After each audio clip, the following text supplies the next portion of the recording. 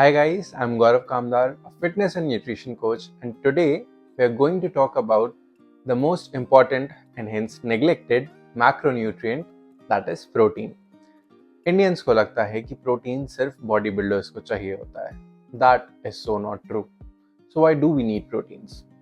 See, our bodies are made up of proteins. Like literally, every organ, tissue, cell in our body is made up of protein. Your skin, hair, nails, everything is protein. And hence, we need to eat protein in order for its repair, growth, and recovery. Then, some of your hormones are made up of proteins. I'm very sure you would have heard of insulin and glucagon, the hormones which are responsible for regulating our blood sugar. They are made up of proteins. Protein also helps in building immunity. It helps builds antibodies against infection.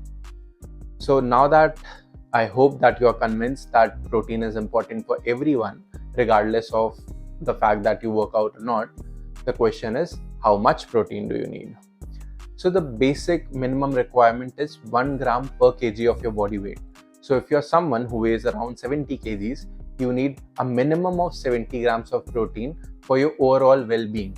Now this requirement will go up if you work out consistently and you have a bodybuilding goal, and it can go up to 2.2 grams per kg of body weight. So a person weighing 70 grams with a goal to build muscle may need up to 150 grams of protein.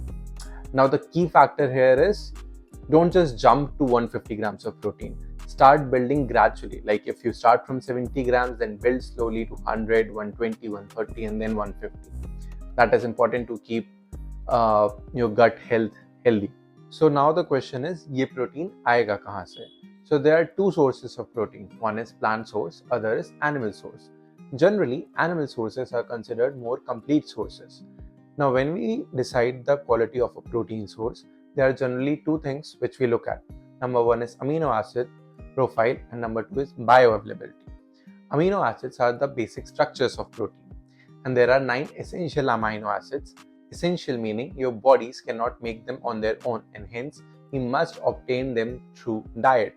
All the animal sources of protein have complete amino acid profile, whereas plant sources are generally lacking in one or the other amino acid. That is why they are considered incomplete sources. And second thing is bioavailability, meaning out of the total protein that you are eating, how much is your body actually able to digest? Again, animal sources have higher bioavailability as compared to plant sources. Does this mean that plant sources are inferior? Not really. You can combine various sources to get your total protein for the day, and it will make sure that the amino acid profile and the bioavailability are kept in check.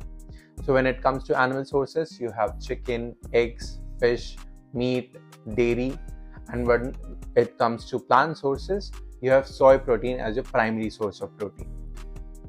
And of course, then you can supplement it with whey protein. Now there are some myths around protein. Number one is high protein diet causes kidney damage. There is no scientific evidence or research to support that claim. But yes, if you already have some pre-existing kidney disease, then your kidneys might have a problem in filtering out the waste of protein metabolism.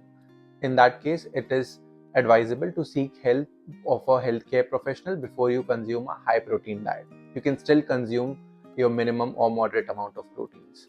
Number two is protein causes high uric acid. Again, not true. Uric acid is a result of poor metabolism of purines. Now, purines and proteins are two different compounds. And generally, the food which is rich in purines, which is your seafood, red meat, chicken, is also high in protein. But there are other sources of protein which you can consume, like dairy, eggs, and soy protein. So no, protein is not the culprit for uric acid, purines are. You can still consume high protein diet when you're suffering from uric acid. So that was it about proteins. I hope that now you are convinced that irrespective of the fact that you work out or not, you need some minimum amount of protein in your diet. And if you have any questions, feel free to ask them in the comment section. I'll see you next week.